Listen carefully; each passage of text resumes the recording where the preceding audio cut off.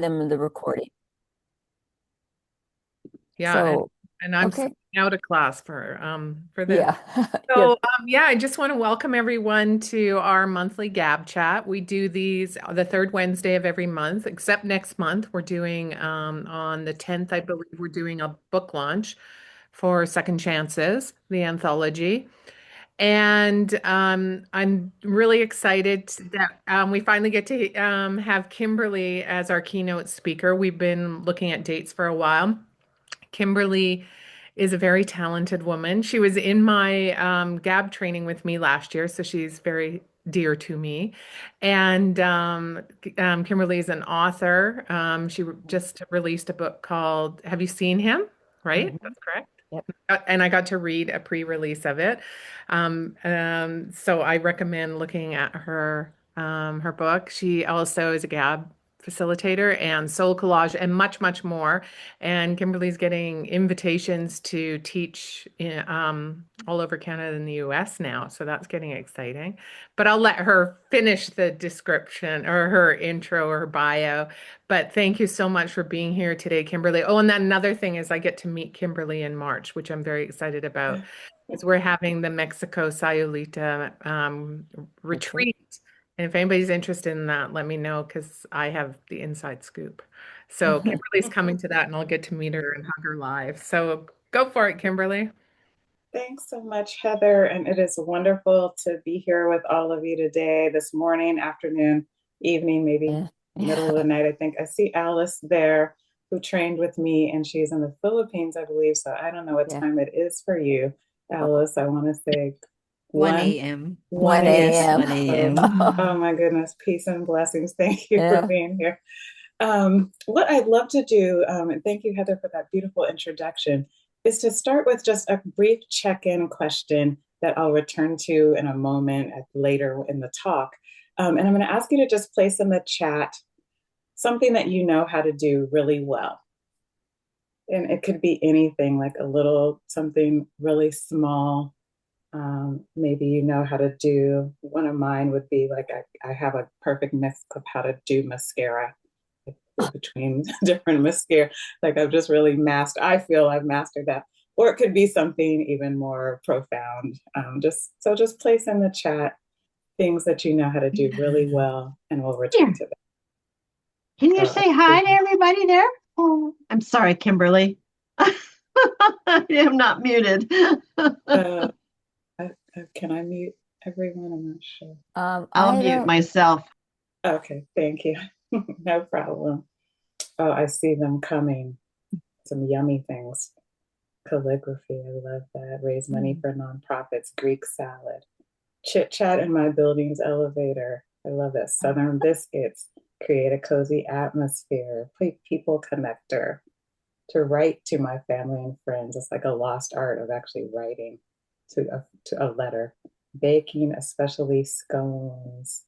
I love this. Stay calm in difficult situations. Have fun with my dogs. Decoupage. Speak Spanish, make spanakopita. I love that. Beautiful. Gather family and friends for mini reunions, and they're still coming. So hold tight to that. We'll return to that. And so I just want to give you an overview of kind of what the talk is going to look like today. And I will be talking about ekphrastic writing, which is a form of writing in I'm sorry, my screen share didn't go up, so I'm a little discombobulated. If you could give me 1 second. All right, I will come back to that in a moment. I had it all ready to go, and I was gonna say we did it. We did the test and it worked. yeah, it worked. So Let's see, I'm gonna try one more time. I apologize. no, don't. We all know what this feels like, especially doing classes online. All of us have hit a snag. I'm sorry.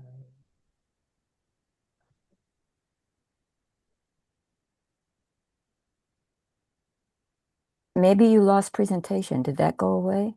No, it's still I there. think I have it now. Yes. Oh, Okay. you got it. All right. There we go. So I'm going to talk about ekphrastic writing, which is writing with images. And then we'll do a little prompt ourselves. And then I'll also talk about soul collage and how all of these processes, these creative processes, can enhance our GAB writing for ourselves and our participants. So, and you'll also have a chance to kind of sample soul collage.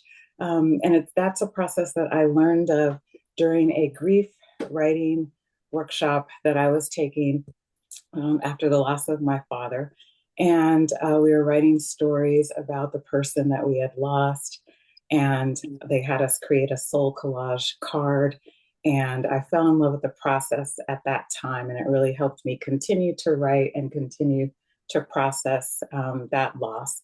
And so it was just a really powerful, healing, restorative complement to what I was writing. So I'll talk a little bit about that process. So the writing that I'm most proud of was inspired by images. So Heather mentioned my novel, which is inspired by a single haunting image, a missing child ad that I saw in a newspaper. And something about that just really sparked my creativity, and I sat down to write a story about it.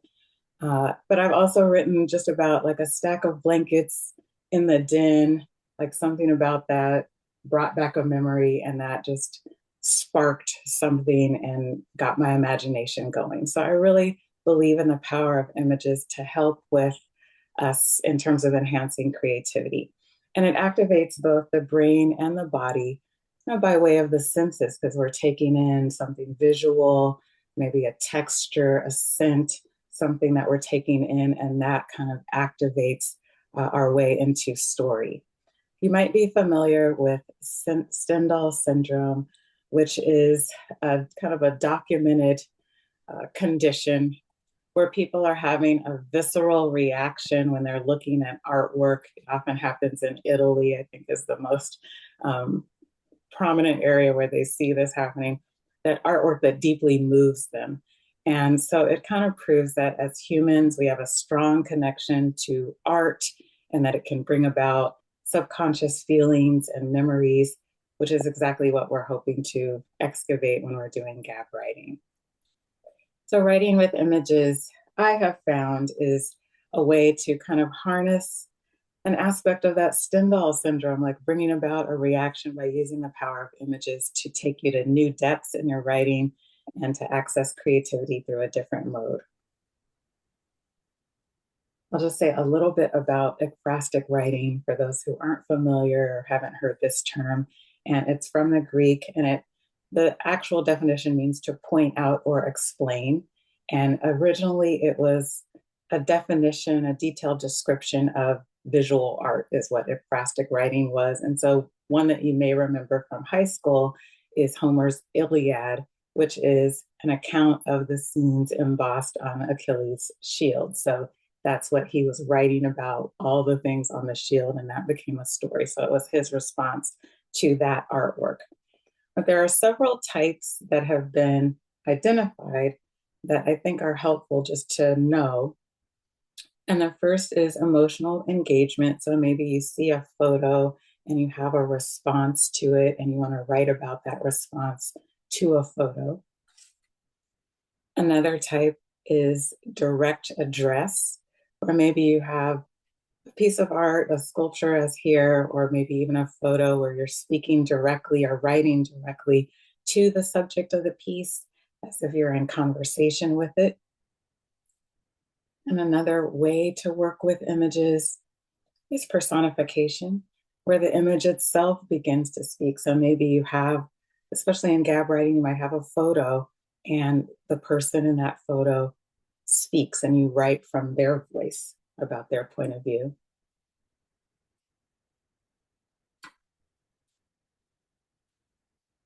Another type would be expansion, where if this woman here is the figure in the piece of art, you might write about what happened before, her backstory. If it's a photo, what happened before this photo, or what happened after the photo.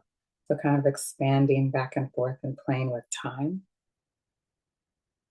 And then finally, symbolic interpretation, where you're using metaphors, and there's maybe you have a photo and you are talking about what does it symbolize, what does it mean, the deeper meaning, maybe a universal theme that is there. And so each of these approaches offer us a chance to really listen closely to an image and then respond with our own language, our own story that deepens, expands, or even transforms it. So the invitation in acrostic writing is to kind of enter the dream space of the image and then make it your own.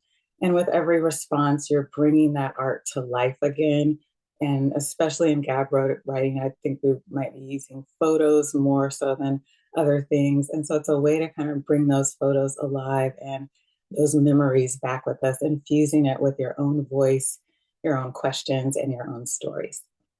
So I'm going to take this down for a moment, and actually, maybe I'll keep it up and turn to a prompt that I'm going to invite us to write to together.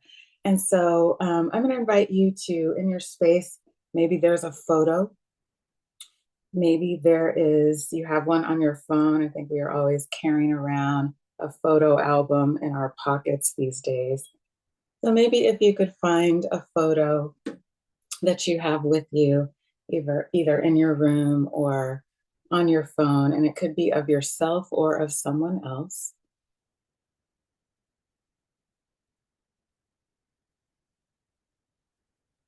And once you have that photo, let me take a look at everyone. Does everyone have a photo that they could work with? Okay, I see nods, perfect. So now take that photo and look at it in a way that you may not have looked at it before. First of all, looking at the surroundings, maybe the figure is indoors, maybe they're outdoors, and looking at the details surrounding them, if there are any that you can see. If it's outside, what is the weather? What are the things around them? And similarly, if it's indoors. And then zoom in to the figure's posture, the position of the body. Maybe there's some action going on or an interaction.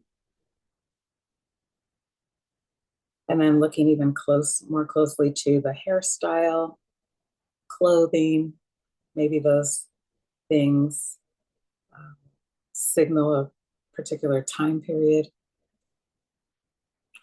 And then looking even closer at the facial expressions and especially the eyes.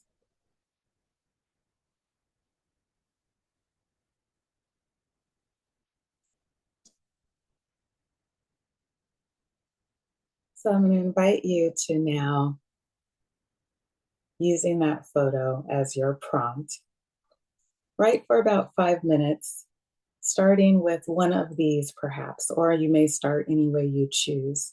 So you might start with, in this one, you are, where you're going to actually, as one of those types that I mentioned, you're speaking directly to the photo. In this one, you are, even if that's yourself.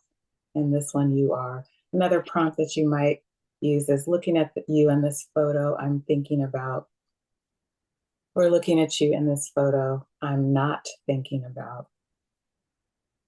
Or you might write about the untaken photograph. Maybe something else was happening that's not captured that you remember. So I'll offer about 5 minutes for that piece of writing, and then we'll return. I'll keep the time and let you know when we have about 1 minute left.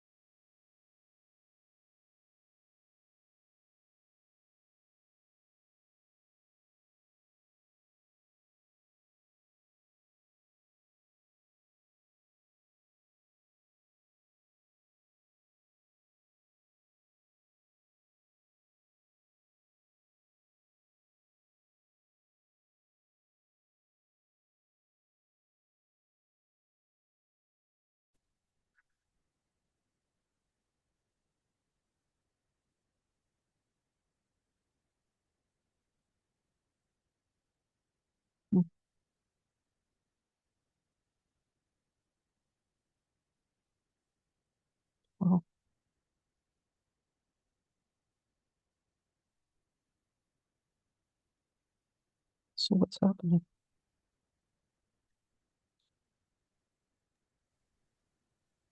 Carrie, this is Yes. Cheryl. There's a 5 minute writing exercise going on. It's probably only a minute more. Okay, thank you. I'm sorry I'm late. I'm No, in the hospital.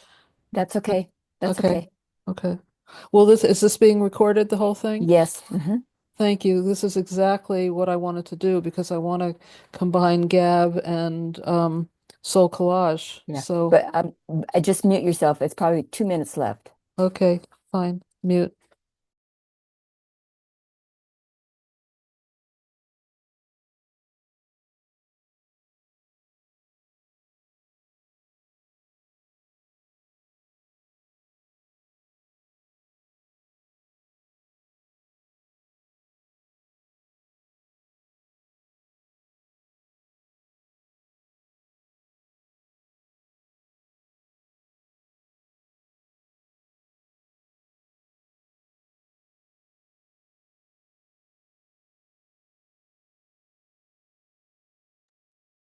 One more minute.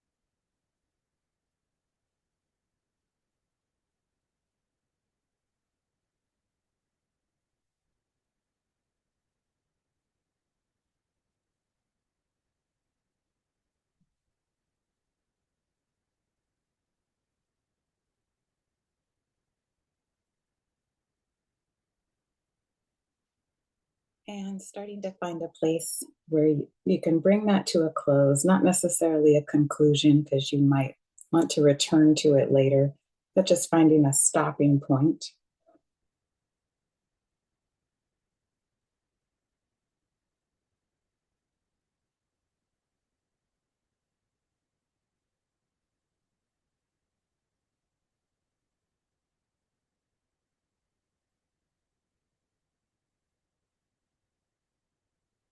And so, what I'd love to do now is open the floor. I think we have time maybe for a few folks who might wish to read. If there are some brave souls, we're all friends here, all welcoming. As we are in GAB classes, all stories are welcome and all reflections will be positive and uplifting. So, if there is anyone who might like to read their story to us, what they wrote about the photo that they were writing with, please feel free to raise your actual hand or your the cute little digital hand, either of those, and we would love to have you read. I see Mary. Please, wonderful. Thank you for getting us going. I'm happy to read. I don't know if you can see this picture. Yes. Yep. Okay, that's my husband. I wrote, what a wonderful time we had in Tucson last month, exploring the different species of cacti, having the crunch of rocks, hearing the crunch of rocks as we walked along the gravel path. I'm thinking about how lucky we are to be able to travel to a sunny climate when the wind and rain arrives in Seattle. The sun feels like a warm blanket. I'm grateful as well for the 41 years we have spent together, and we can still find joy in sharing experiences together. Oh, beautiful. Thank you so much, Mary. Thank you. Lovely. And I loved how you had the surroundings and the cacti. That was so visual. And then we zoomed into your husband and your relationship and that longevity. So it was lovely. Thank you. Beautiful. Is there anyone else who might like to read? Susan. And then Judith, I think I saw your hand. Perfect. Oh, this actually really quite shocked me because it went in a totally different direction. And it's the middle shot of the elderly lady sitting with gumboots Mm-hmm. in a frame.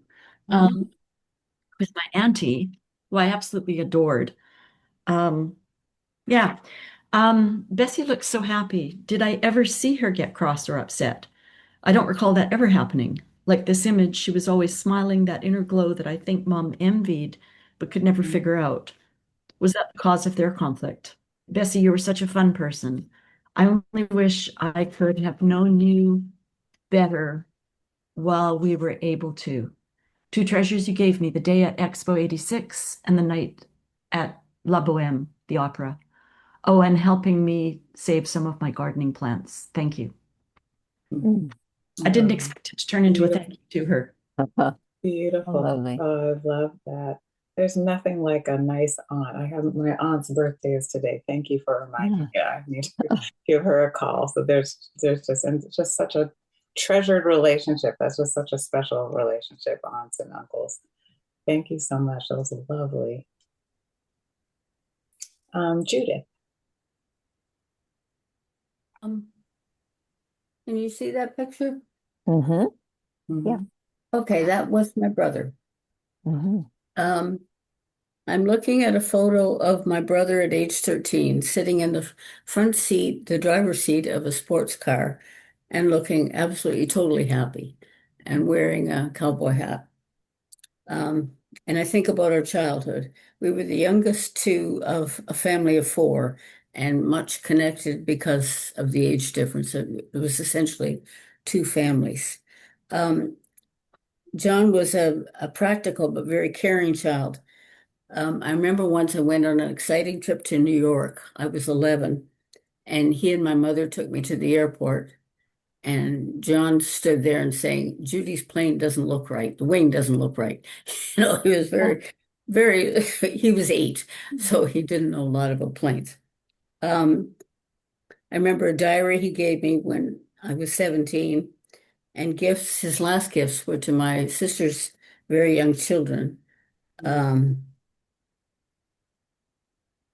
when there were arguments in our family between my older sisters and me and my mother, he would say, don't pay any attention. He was the only boy in the family, and he had a kind of special separate place. The untaken photos are of him with myself as an adult, my family, and of my grandchildren. I would have loved to have been here for that. Thank you. Beautiful. Thank you so much. Oh, love that. Mm. Is there anyone else who would like to read? Bonnie, and thank you, Judith.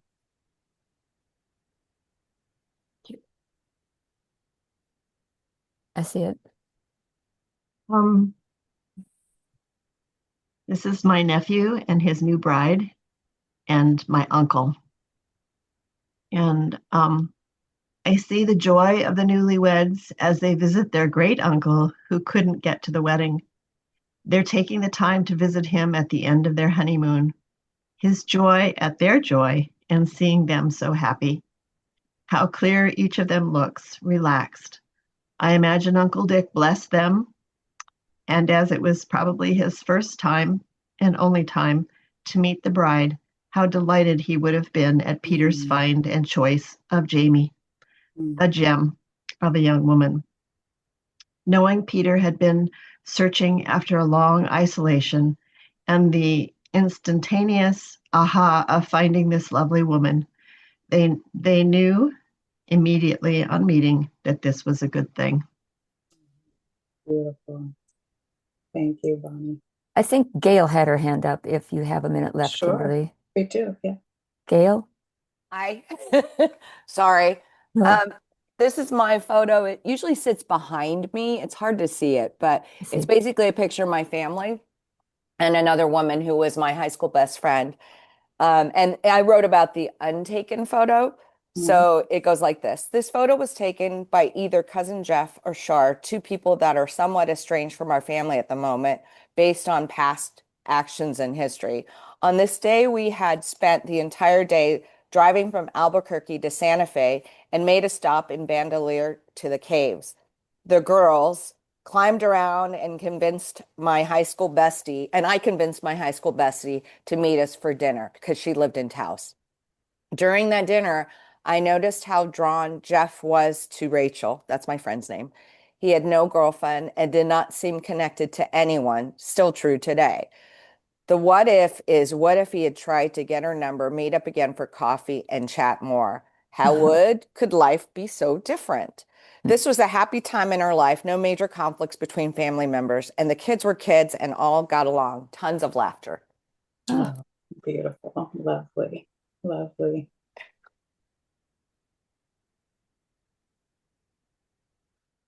Let's see, is there anyone else? I'll do one, Kimberly, if you have time. Okay, perfect. Thank you. Okay. And thank you, Gail. Hi, Sherry. Hi. Okay. I don't know if you guys can see this picture. I Yeah, do. we can see it. The Okay. kilt? Yes. Yeah. Yes. So I said, looking at you in this photo and thinking about who you were, where you lived, and I'm sorry, what you lived through. I'm sorry. I'll start again. I'm a mess. Looking at you in this photo and thinking about who you were, what you lived through, and where you came from. I see a proud man posing for a professional photo in his Scottish military uniform. Mm. Are you still in Scotland or are you now in America? I can't tell how old you are or what branch of the service you are in. Maybe ChatGPT can give me some answers. I do know that you were the one that changed the future of our family by moving us to America after centuries of ancestors abiding in Scotland. Why did you come? What was it that gave you the courage and desire to leave your homeland for an unknown world? Mm. Beautiful. That's great. Very, yes, beautiful. So what I loved about all of these is they kind of took different perspectives. We had the untaken photograph, which I love the direction that you went, Judith, with that was what if, and also Gail, like what if they had seen my family and kind of getting into their perspective. That was beautiful. Take nostalgia, some wistfulness of wishing they had been here. I love Sherry's, like kind of going back in history. It's a great warm up to writing a longer piece about that particular figure, even if it's yourself. And so thank you for all that you shared, because you kind of illustrated in all of those different stories, different ways to approach not only the photo, but then your longer GAB story. So some different directions that you might go. And so what I wanted to talk about next was soul collage, which adds another layer to this writing with visual art, because it's the creation of your own hands-on collage. So it's very tactile and visual. It's something of your own making that kind of can also get the creative juices flowing and enrich your writing, and possibly, again, taking it, I think it was, I'm not sure who it was who had the auntie, but taking it in a different direction than you may not have gone. So when we're engaging with visual art, that's one of the things that happens, and that's one of the things I love about it. There are a few quotes that talk about, and again, my screen share is doing this again. I'm so sorry about this. I don't know why it is doing this. I'm gonna share with you a few quotes that I think really speak to how working with visuals can be helpful in terms of writing and excavating memories. And this is Judy Tuoletsdiwa. And hers, she said, the hands have a special intelligence that help us go inside ourselves where only we can journey. Another quote by Barbara Bash is, the hand is directly connecting us to the pathways of the heart. And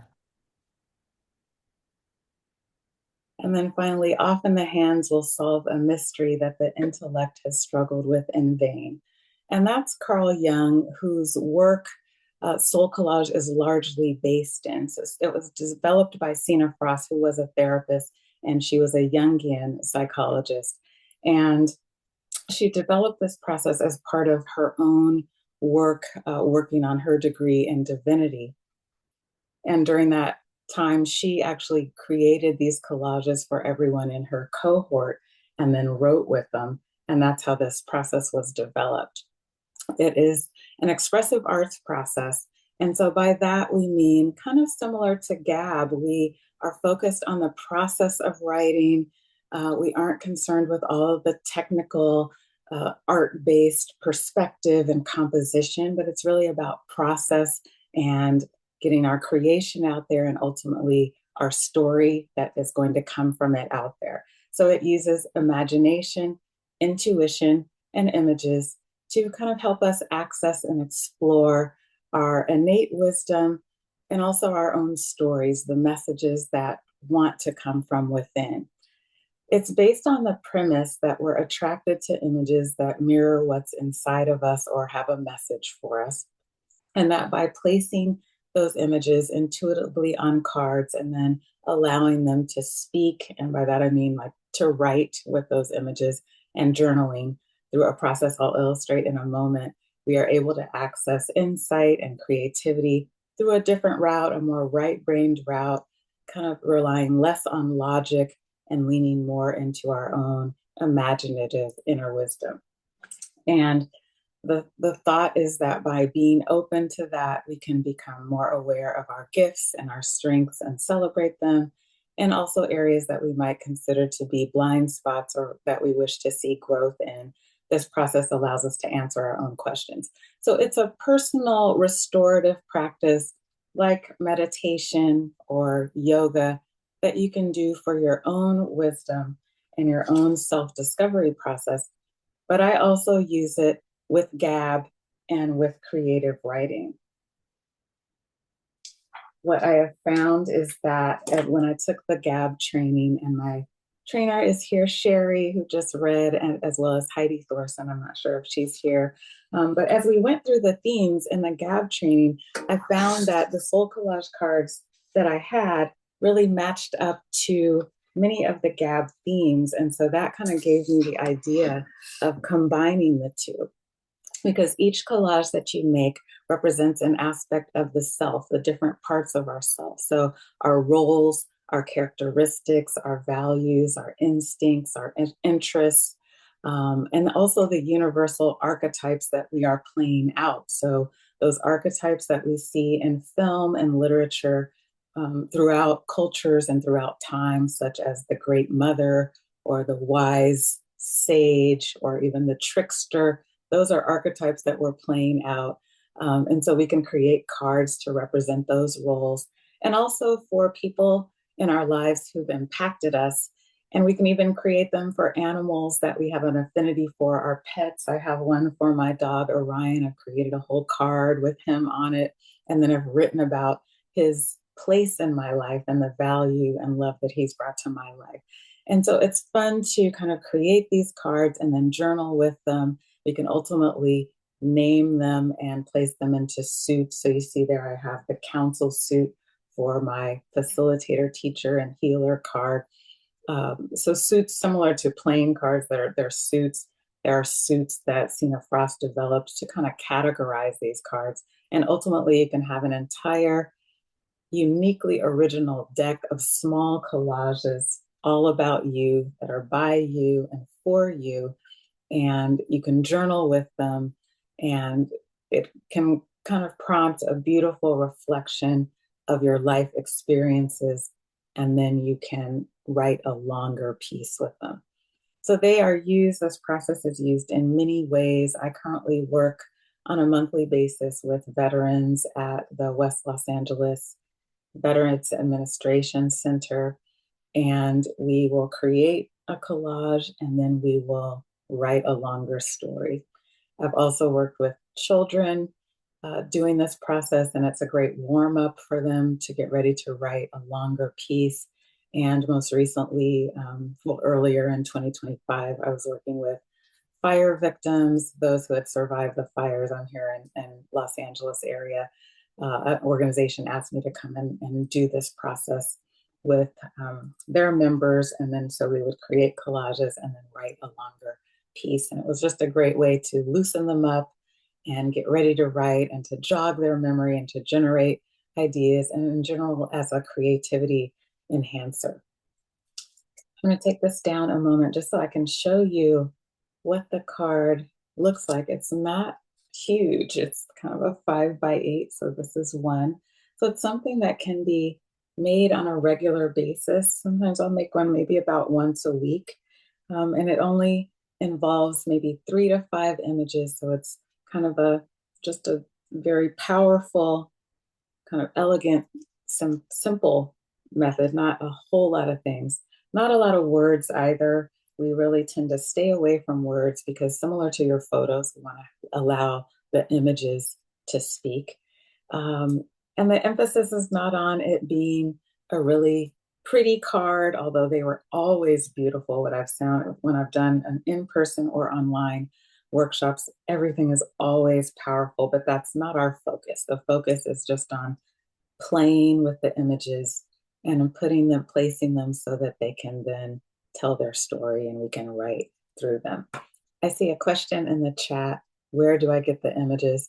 And my husband likes to say that I am single-handedly keeping the magazine industry alive, but because I subscribe to a lot of magazines, and then all of my friends and family know that I do this, so they bring me their magazines. If you ever see me at an airport or a hotel, I'm grabbing the magazines in the lobby, and then the junk mail that comes in, I'm tearing images there.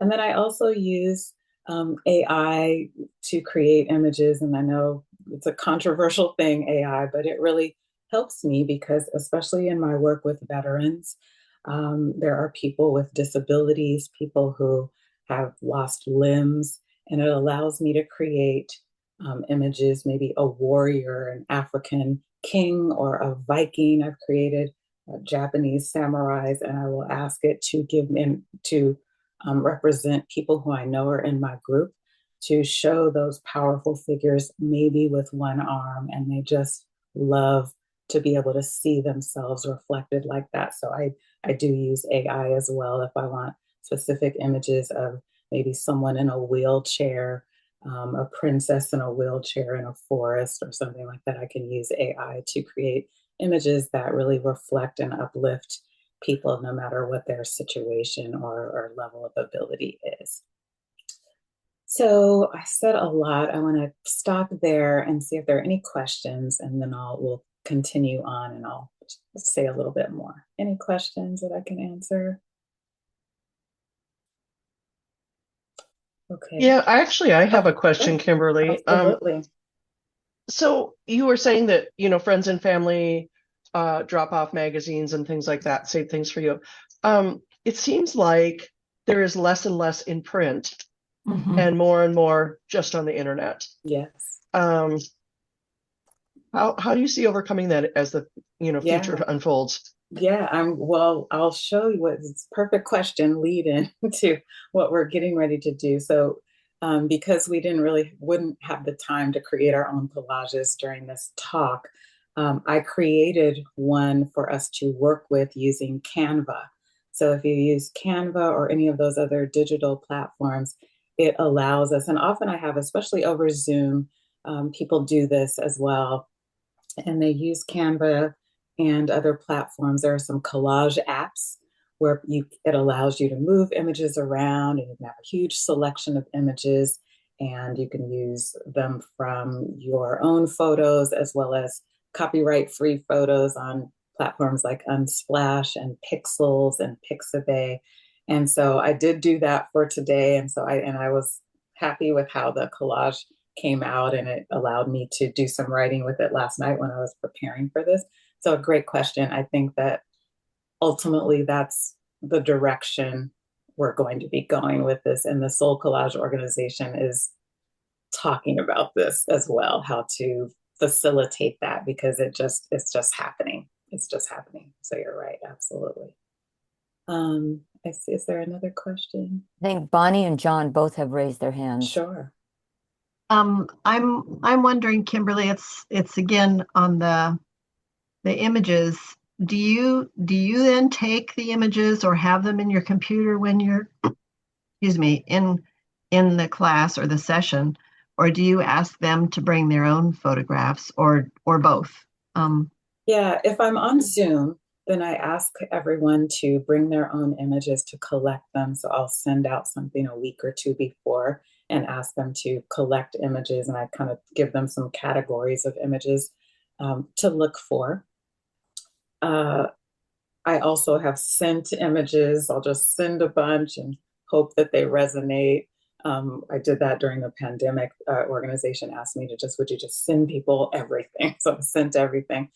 Um, if I'm in person, I bring all the images. So all the images that I collect, I'm constantly curating images. So I bring them for folks.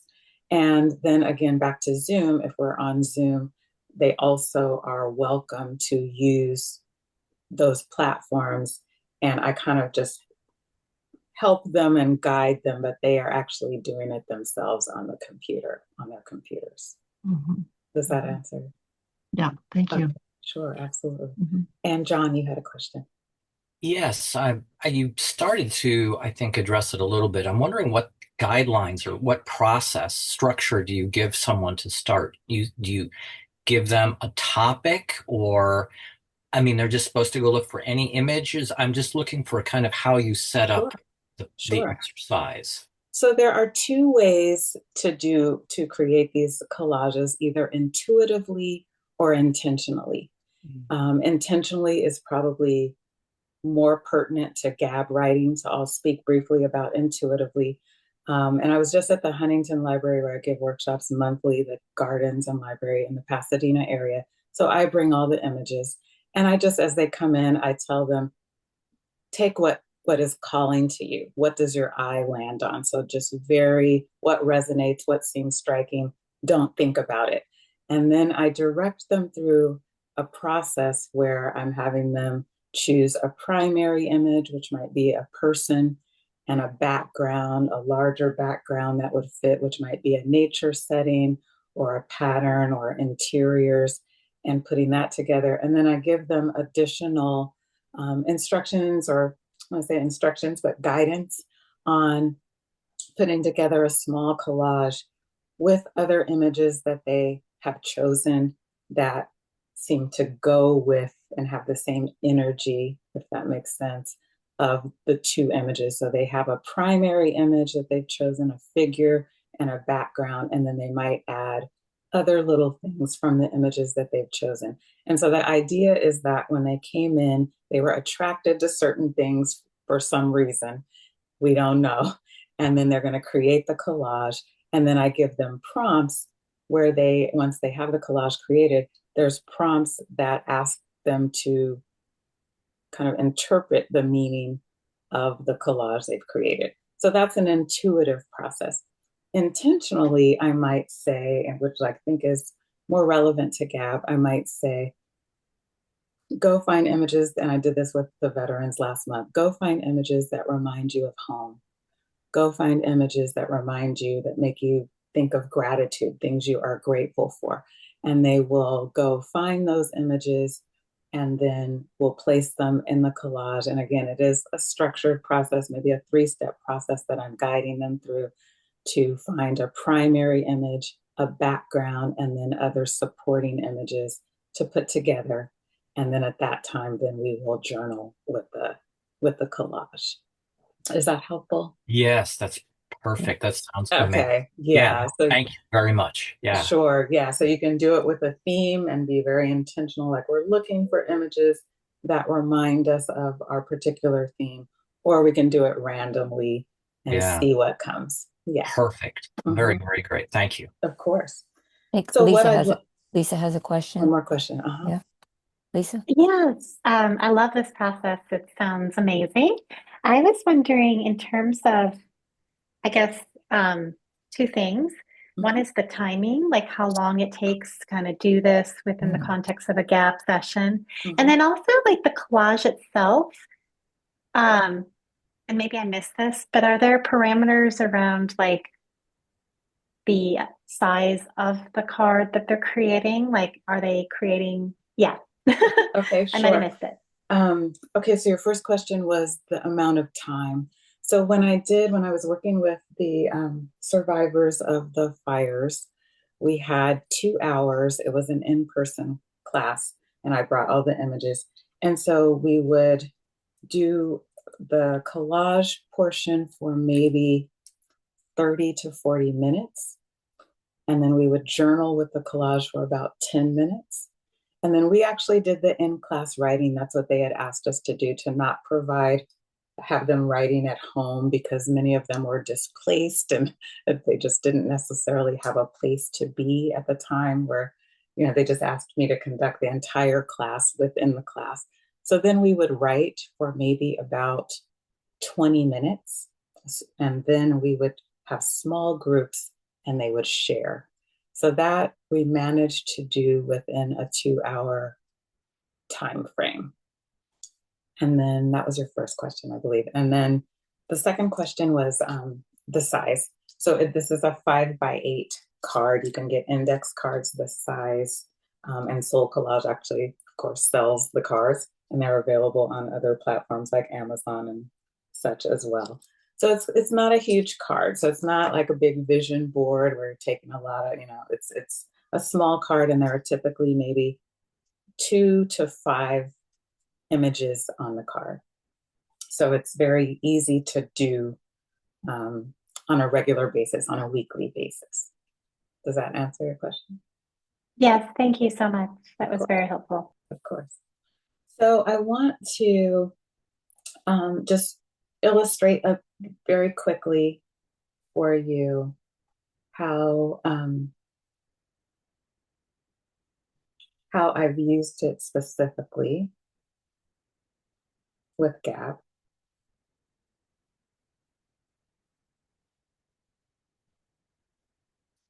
And while I'm doing that, I'll go ahead and show you.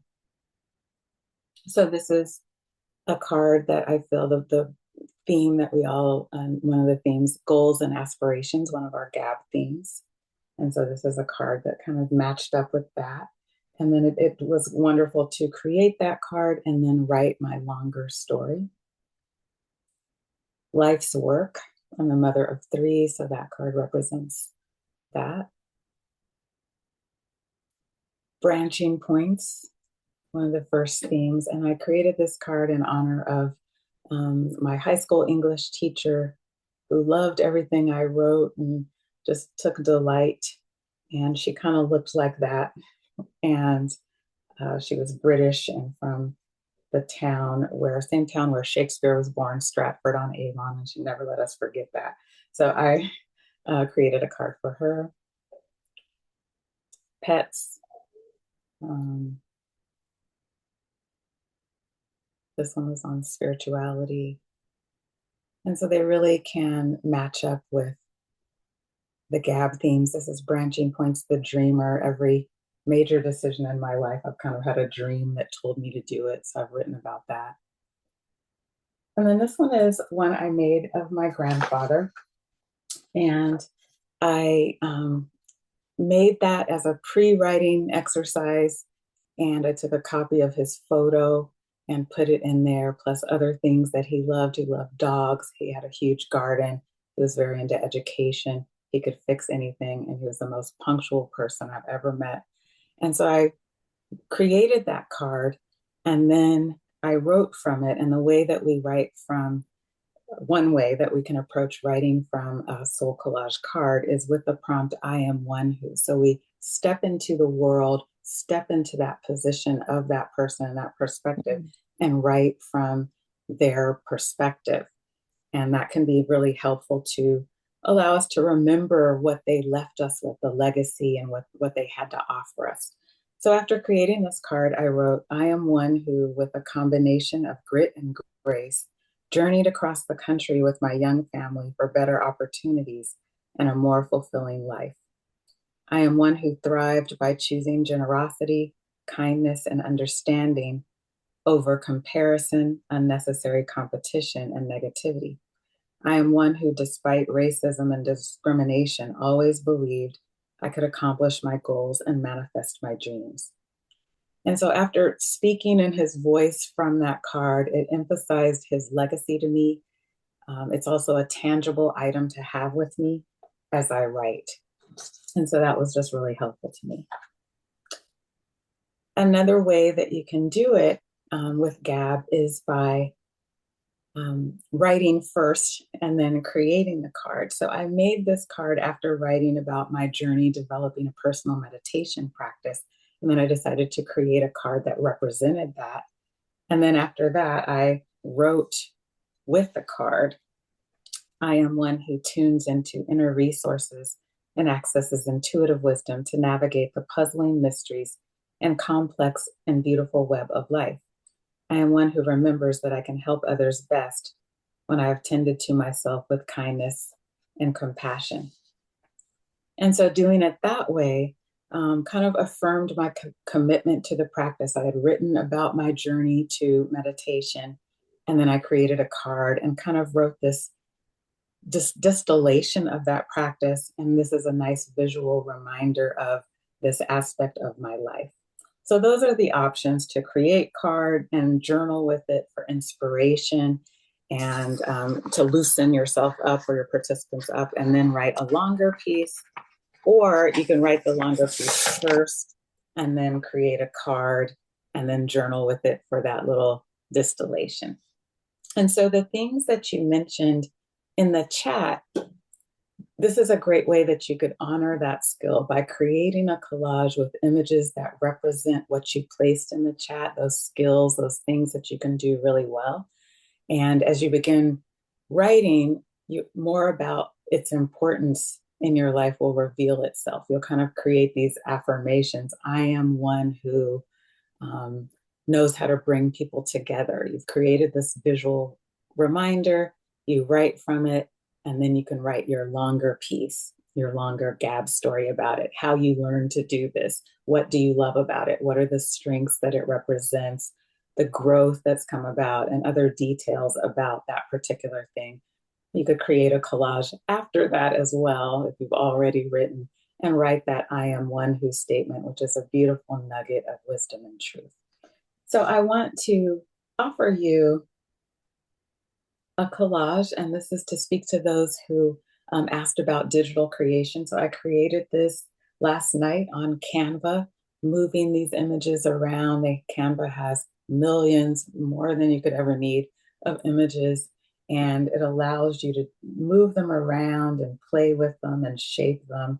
And I think ultimately, probably, I'm not sure who that was that mentioned that, but we are moving away from print magazines. That's just the truth of it. And so this is probably going to be the way. And there's so many possibilities. So I want to invite you to write. Let me ask for a moment, Heather, how much time do we have left? Well, we'd like to be able to open up at on the hour for general conversation, but it can include Q&A as well. Okay, so maybe I'll just have us write. So it's like 3 to the hour. So maybe a quick 3 minute. I'm just going to invite you to step into the world that you see here and step into that figure there, into his perspective. And then just take a look also at the things that are around him. And using the prompt, I am one who, just write from his perspective. Or you might choose, if you prefer, remember that. So just a couple of minutes, maybe a sentence or two of what you might say from that individual's perspective, just stepping into that world that you see there.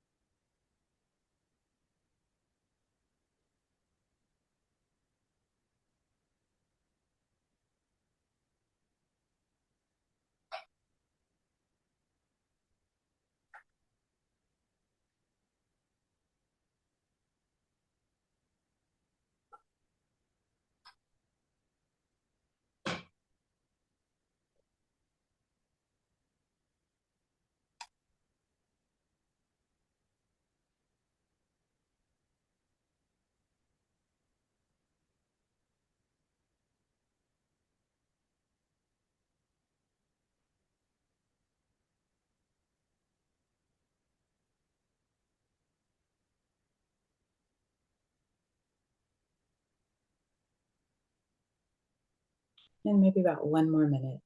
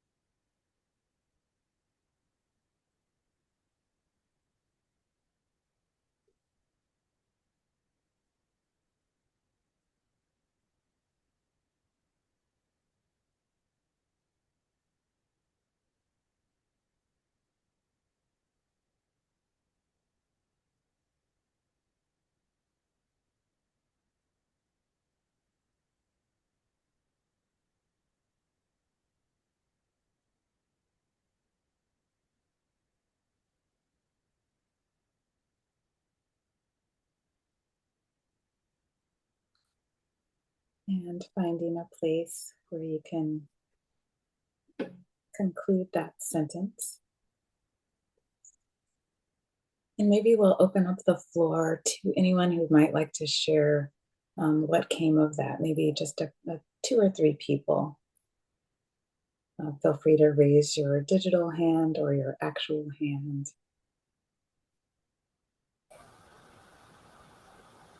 I can go. Please.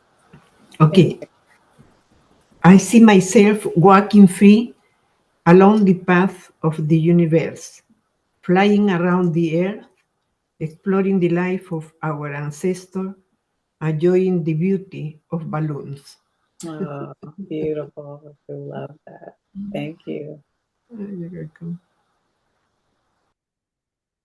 Anyone else like to share what came of that?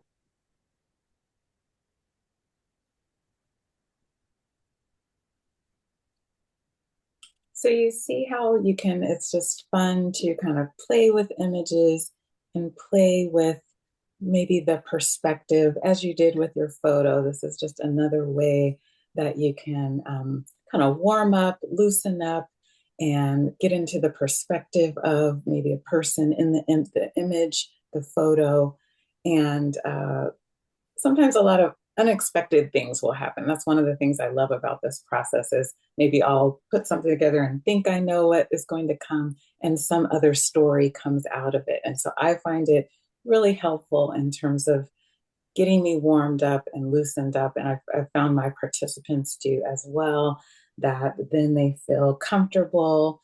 They feel maybe they came in feeling that they weren't creative. I believe we're all creative.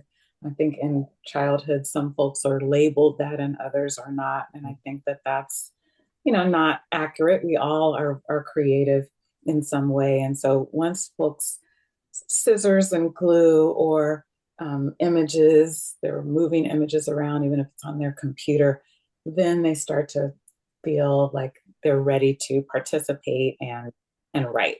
So this has been a really quick overview. There's kind of much more to the method.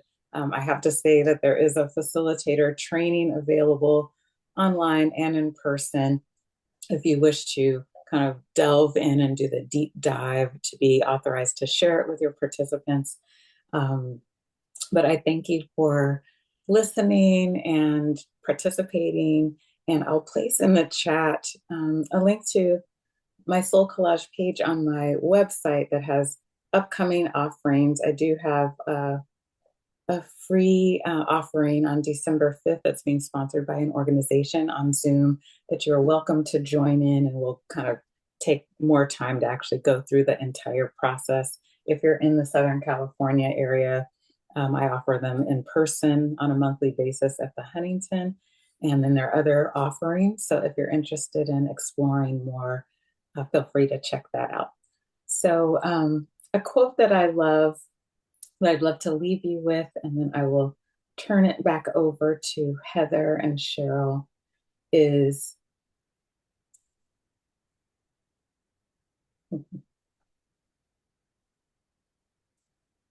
each of us is packed full of details which might like to glitter for a moment. And that's from Naomi Shihab Nye. And I love that. And I feel that that's what we're doing in GAB is we're letting people kind of shine their details, let them glow, and these processes are helpful in letting them do that. Okay, thanks so much. Thank you, Kimberly. Thank you. That was incredible. What an inspiration. Yeah, thank you so much. I apologize for the glitches. I had my Oh, come screen on. share all set. You are Cooperate working with today. GAB instructors. We all know the glitches that can happen, whether in person or online. There's glitches that come up. I had one question that came to me while I was looking at your cards that are beautiful in and of themselves. I mean, you could just paste your walls with them. You in parentheses, you'd have like the committee suit. And you'd have, what is that referring to? Is it like a tarot card or is it something special with soul collage or what is that? Right. It's special to soul collage. And it's interesting when you mentioned tarot because people ask me, is this like tarot card? Yeah. So it is distinct. It's different because you're creating your own individual cards and you aren't asking anyone else to read them for you. You're working with your own card. But it does similar to, I guess, tarot and also playing cards, like with the diamonds and clubs and whatever else is in a playing card deck. There are suits. And so how many? There are 4. Four suits. And they represent different aspects of the self. So the community suit I probably had with my grandfather card. So that probably would be what we're mostly making in with GAB is community, people who have impacted us. So all of those would go into that suit. So I have, and then I Am Mom was in the committee suit, and that are roles that we play. So your career, your vocation, things like that, your interests. I think the meditator also was in the committee suit. So those are all the things that you do. The council suit are archetypes. So those would be something like maybe you're the wise one, things like that. The trickster, those archetypal figures like Lord of the Rings has all the archetypes, all the different. And then the other suit is the companion suit, which are animals that are important to us. So it's animals. Companion is animals. Only animals. Correct. So once you create generally I'll create a card, I will write with it, journal with it, then I'll name it. And then I'll say, this goes here, this goes into these suits. And then you can work with them in different ways with those suits. So you actually then take those cards physically and say, okay, here's my community suit deck. Here is my companion suit deck. And you put them in there. And so you can, so if you had something, for instance, going wrong with your dog, then you might spend more time in the companion suit or. Correct. And what I do is I will put a backing on each one that's different. So all of I want to say this is my community suit because this card is one that I made representing the civil rights movement, and they are part of my community because they impacted me. Yeah. So you see these people kind of solemn in suits, which represents how people used to protest in the 60s and 70s. Yeah. Suits. Yep. And so this is my community suit. So all of those and my grandfather card would have this backing, and a different one would have a different backing. So that community is like all those little dots that coming together. That's so you just, so in other words, you soul collage the background is the back of your. I did. Whoa. And so then what you might do is, and this is when you're using it as a restorative personal practice. Yeah. I might say, what decision should I make if I want to ask a question? Well, I have a decision to make and I'd like to use my cards to help me figure that out from within myself, from my own cards that I've made. So I might choose one from the community suit, and I might choose one from the council suit, and one from the committee suit, and one from the companion suit, and write with all of those about and journal with them about that issue. And they might all have something to offer. And I know that that came from wisdom from within me because I created the card. Oh, so I see the Jungian connection then. Exactly. Really. Yeah. Yeah. Thank you. That's amazing. Sure. Linda has her hand up. Linda? Yeah. Kimberly, this is wonderful. With the soul collage, if one were to want to try to combine that like you've done, and become a trained facilitator, I think it is of that. Are there prerequisites before you get into the facilitator training? All it is that you've taken an introductory workshop, which is generally like a 2 or 3 hour workshop with someone who is a facilitator. So you kind of have gone through the entire process. And then they ask that you've made maybe about a dozen collages at home yourself. And there is a book that the founder, Sina Frost, wrote called Soul Collage of Evolving, and they ask that you read that book.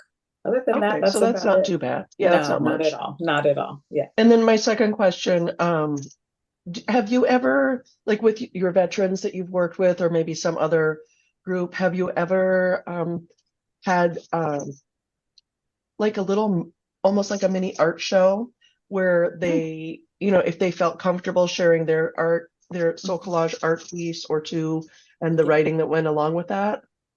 And I if you have, have. how did that go? Yeah, at the end of like a multi-week workshop, we had a gallery walk where everyone had all the ones they had made in their own section, and we went around and looked at the collages, and then they would choose to read one of the pieces that they had read, that they had written, and it was lovely. Well, absolutely, Nice. yeah. Thank you. I just want to introduce all of you that are here to our first and only GAB instructor, newly graduated from Switzerland, who Oh, also happens to be a photographer. Claudia, if you can just say hi, because you, with your photography background, she came in as a photographer. This must have been inspiring and a way to think about how you were going to be using photos. Yeah, actually, thank you very much. I'm very inspired, and I'm planning to combine my photography with GAP, and we'll start in January. So this oh, workshop was really great, and I have read about soul collage and thought this might be interesting for me. Thanks a lot. oh, Thank you. beautiful. Thanks, Claudia. Welcome. Thank you. Hey, can I give a testimonial here about Kimberly? Sure. Okay. Um, I took last or the beginning of this year, I took her Word of the Year Soul Collage class, like right at the beginning of January. And it was really a lovely, wonderful way to start out the year and kind of focus on what my word would be for this year. And after that, Kimberly does these great little things that she sends you. My word was reimagine. And I've kept this on my desk here all year. Um, my daughter is a licensed marriage and family therapist who also incorporates art therapy into her practice. And when I told her about it, I'm going to give that to her for Christmas this year. She wants to take this class too because Right. she feels like it would be really cool. So it was a lovely way to start the year. And then I just want to plug Kimberly. She has a novel out in case you guys don't know that. And it just came out and it's called Have You Seen Him, right? I just downloaded it.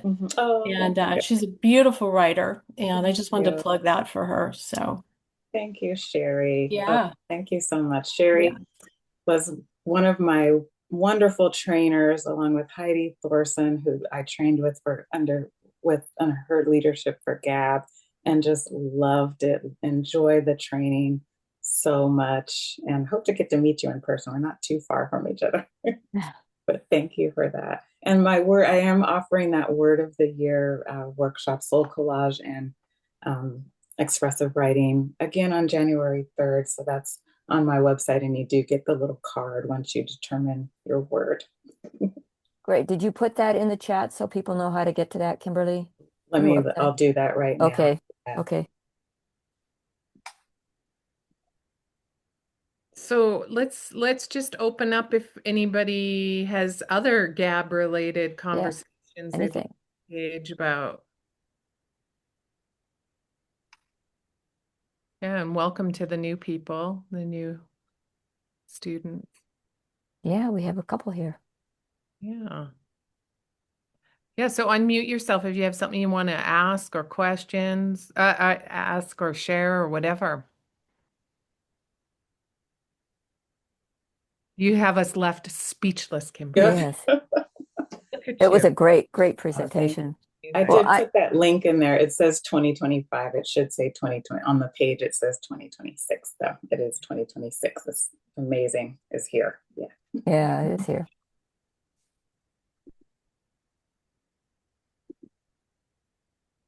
So, Cheryl, do you want to talk about December's gathering? December will be primarily about the anthology, but I'm sure there's going to be space in there for something else that we haven't really decided. If anybody has any good ideas, we've been talking about doing one with AI because artificial intelligence has just kind of. I belong to a publishing club here where I live, and I went to the meeting and they had a man who talked about AI, and I came away thinking creativity is gone because you can do everything on AI from writing to images. And it was a writing club. So they took like a page of this one gentleman's story, plugged it into AI, and asked for a New York Times critic to give feedback. So it came back, of course, with all of the red lines and scratched out words, etc. And then they took a writing, and they said, okay, write this from the perspective of Dr. Seuss. And it was amazing to me what can be done. So I think we're looking at what happens when AI gets into the writing realm of personal stories. I mean, how much, in fact, this has been one of the questions that came up on the GAB forum, that one of the GAB students in someone's class said, oh, well, I like to go to AI to get my story fixed up and made better. If you rely on it, it's not your story. In fact, one of the quotes that I love that you had, Kimberly, was like of using the hands. I write longhand and then type it in because there's something about that connection. So if you're relying on AI to tell your story, it's not going to be your story, and you're not going to have those aha moments or self-discoveries like just what the soul collage exercises we did here now gave us. So it's a real quandary it's a real different world we're entering into right now. So have any of you had any thoughts about that, or what would you like the next chats to be about? Pretty soon we've got one more in December, and then we're going into 2026. So it's a whole new year. Just a comment, Cheryl, Sure. as somebody who spent Yeah. a lot, still is a little bit in tech, but spent a lot of time. I think if you focus on this topic in the next one, it's very easy to go into a rat hole. Yeah. So, I mean, literally go into a rat hole. So I think if you talk about it, I think exactly where you're going with it, which is, the whole point of GAB is the creativity aspect Right. of it. So what are the things as there's nothing we can do to eliminate people using it, because even with Oh, my yeah. board, they wanted to use it to help them do it. However, we can talk about the ways we can help us, I don't know, generate an outline or whatever and get Right. to a thing. But I think if you can talk about the ways to use it versus using it to write, that's the place to go. I think if you want to talk about educating, if you're not there and whatever, it becomes a whole rat hole. And I see Leslie nodding, so I'm sure she has a point of view here as Yeah. well. Those are my thoughts. Yeah. Yeah. Leslie? So, Gail, I agree with you 100%. I have a tech background, Silicon Valley tech background. So I jumped in very early, and I've spent a lot of time having AI write for me and compare it with what I've written. And developed ways to use AI as an assistant. Right. And so you then get into understanding how to use prompts, how AI is designed, and why you get the results you're getting versus, again, understanding how to use prompts. So that instead of saying, critique this piece, the first thing it'll say is, oh, this is wonderful, Yeah. because that's what it's designed to do. But I say, read this, go through this piece and make grammatical corrections, Yeah. and suggest any structural changes that might improve the piece, make sure you list everything so I can go and check. And that's the way I would use a human editor. Right. So in that sense, it's been very helpful. But again, you really have to spend the time. And I think what's useful also might be to prepare a piece that you've written and Right. then just give an ask AI to write a similar piece and let people see what the difference is.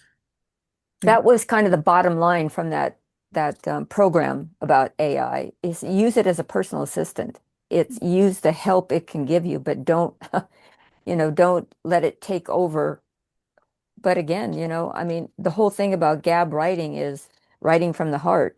And if you're going to turn your heart over to AI, you're not going to get those benefits that you would by writing it yourself. Because we're not about, you know, well, you're even the grammar, the way you use words. That's the personal thing about guided autobiography. It's the way we don't edit that. But if you're looking for a piece that's going to be fine-tuned and edited, then it's a little bit different from GAB.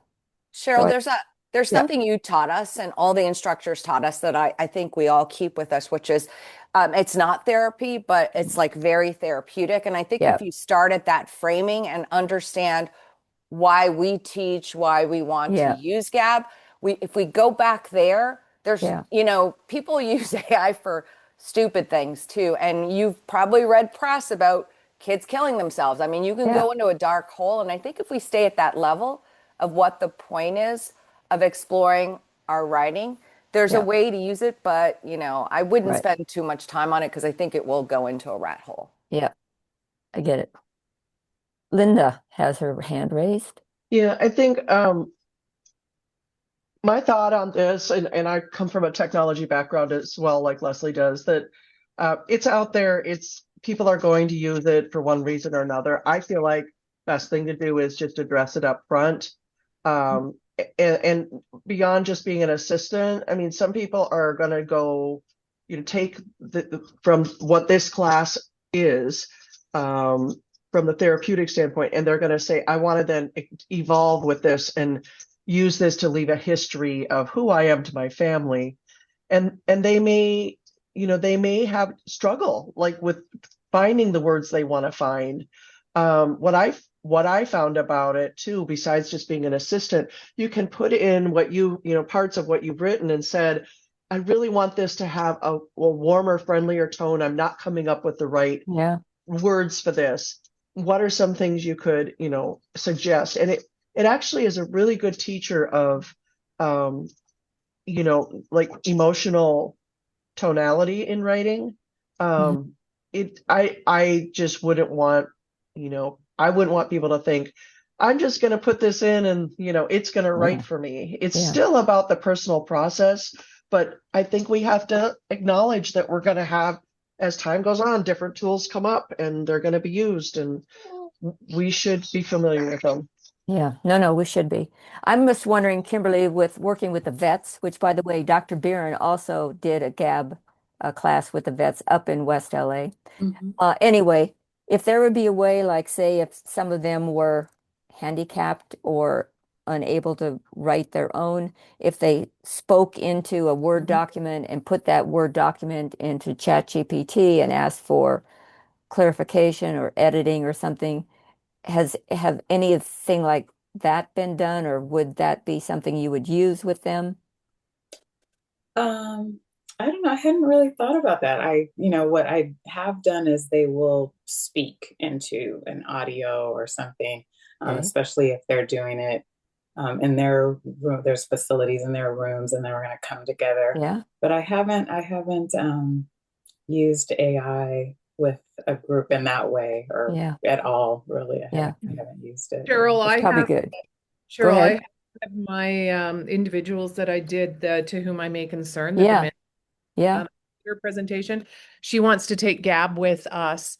And I'm exploring different ways of using AI to help her because she's incapable of using a computer. She has Parkinson's as well. Okay. So we're thinking of doing voice to text and then dump it Yeah. into AI to do a little bit of a cleanup, keep it in Yeah. her and then have someone physically help her create the changes. But we're going to be looking at all of that so that she can attend. Yes. Oh, well, see, that's what I mean. I think if we use it and use it the right, not the right way, that sounds crazy. But anyway, use it But I, properly. Yeah. to speak to that, it just seems like if you can tell it, do not change the voice, like give it an Yeah. instruction, like Yeah. do not change the tone and tenor and Or the everything voice. of the Yeah. little idiosyncrasies of the voice. Just make Yeah. it clear. I think if maybe if you give it that instruction. Yeah, but you do have to be careful. I to tell you a funny story. Greg was writing a story about his travels in South America in his 20s, and he said, "Can you go in and just shorten it, and tighten it up?" And they added a whole paragraph about him visiting a leper colony. Like it was just nowhere. They just made it up. So yeah, be careful. Lisa, you have your hand up. Yeah, I posted in the chat. I think there's another implication of us as instructors using AI to create our classes, Oh, and even just guidelines around that would, I think, be an interesting conversation to have. I never Um, thought of that. I'm just gonna Yeah. put it Yeah. out there. And then I was also thinking it's sort of related, but not really. But I was talking to someone about Gab, and he was saying that he's doing like, oh, I don't know what it's called. It might be Storyworks, where Yeah. he's Storyworth. I think it's worth, like they get a yeah, prompt every week. yeah. Yep. And it just made me think of alternatives to Gab and how we can market ourselves in a different way. Yeah. But I think knowing those alternatives and what they offer could be an interesting conversation to Yeah. have. Yeah. I think that's a really good idea, Lisa, like for because those are out there and I've had students comment about things like Storyworth. It's there, but it's so flat. It Mhm. doesn't have that heart that a gap class does. But to know how each of them works, I think is a great idea for marketing. Uh, Yeah, and it's interesting because I was talking to a couple, and the husband was saying he used that, and the wife was like, "Oh, I love this idea of Gab," and she really liked the heart of it. So, Yeah. you Yeah. know, but Leslie, we'll end on with Leslie. Yeah, just very quickly on Storyworks, one of the things that makes it attractive, I mean, it is that they, at the end of it, they put the book together. right. So I've been spending a lot of time on do-it-yourself publishing, because KDP, which any of you have put the anthology together, you know, is a lot of work for somebody who wants to do something private, doesn't need an ISBN or distribution. So that's another thing to think about. I mean, I'm putting together do-it-yourself publishing class for next year with a lot of examples. So I'm Well, Okay. working on getting a couple of let books written. let us know. Yeah. Alice. Yeah, there's another one I think similar to Storyworks, and I received ads pertaining to it. It's Memorite. It's another company, Mm, Memorite. So mm, they give you, I've not subscribed to it because I would like to stick with the GAB process. mm, But it makes writing a memoir easy because what the ads tell us to do is you'll just have to answer 50 questions over a period of time, whether it's 3 months or 6 months or a year. The longer the subscription period is, then the more expensive, but it's quite low priced. And then you'll have to submit photos also, and then they return back to you with a published book already. mm. Wow. So, yeah, that might be not really a direct competitor, but it's something that we can also look into to make writing stories 2 pages at a time Hmm. more doable. And I'm very sure that these advertisements or things like Memorite is using AI, so they probably must have templates to do it. So if a person writes or answers a particular question framed in such a way, then there's probably a robot throwing in a paragraph to create that particular. I was quite curious and wanted to do it, but I said I didn't want to diffuse my learning from what I've already learned from our GAB instructors. Yeah. Well, I might ask Barbara because Barbara didn't your brother Mike, wasn't it Storyworth that he used and loved it and came up with a book? Yeah. Uh, Storyworth require they send a prompt every week, and so it's quite intense.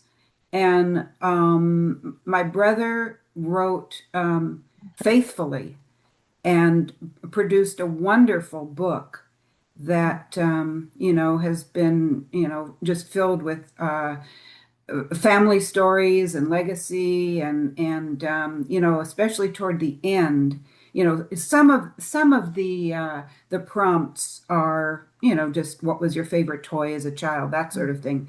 But I know as he got toward the end, there was a lot of soul searching that went on, and a lot of discovery, self-discovery that is part of the GAB process. But so it was very valuable for him. But it is something to keep in mind that, it's a 52-week process. And, You get one book, if I remember. One book, and then the next book you buy, it's very expensive. I mean, right. The prices go, that's how they make the money, is getting more than that one book. Yeah, yeah.